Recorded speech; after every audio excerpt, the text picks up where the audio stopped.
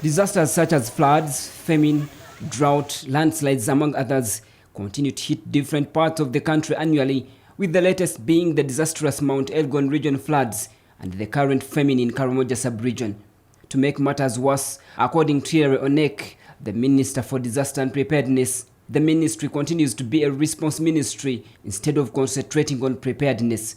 He says the ministry is yet to receive operational cash this financial year. We don't have a budget.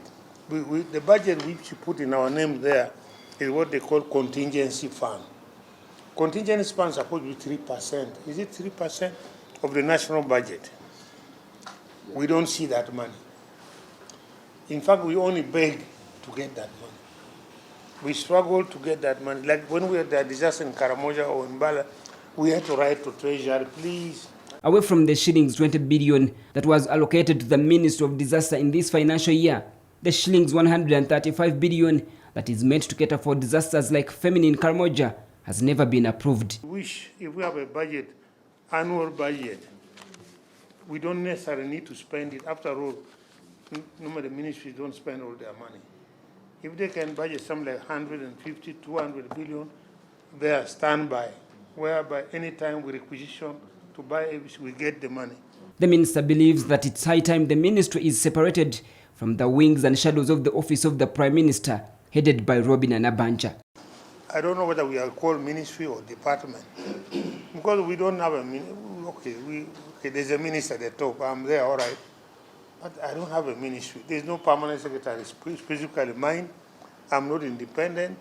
We cannot plan adequately without interference from that conglomerate when we are all several ministers together. Now you plan your thing, thing doesn't work that way. Onek was meeting members of parliament who are members of the Presidential Affairs Committee. The MPs quizzed the minister about the ministry's lack of preparedness in the case of disasters that occur without warning. So, and I put this blame on government because these are priorities. If we talk of a disaster, this is an emergency, something that has to be addressed immediately.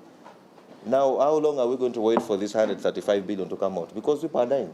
Now, Honorable Minister and the team, if we have this system on ground, we responded when an incident took place already. Why can't this system help us to know before that there is something which is going to happen in Karamoja and we need to act? Why do we first wait to see that an incident happened? You have talked about the early warning systems. Honourable Minister, they are halfway dead. We know it. They have challenges of machinery. They have challenges of manpower. Some of the stations are not serviced.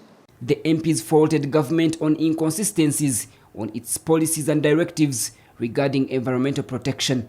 They demand for the enactment of a special law on disaster management and prevention.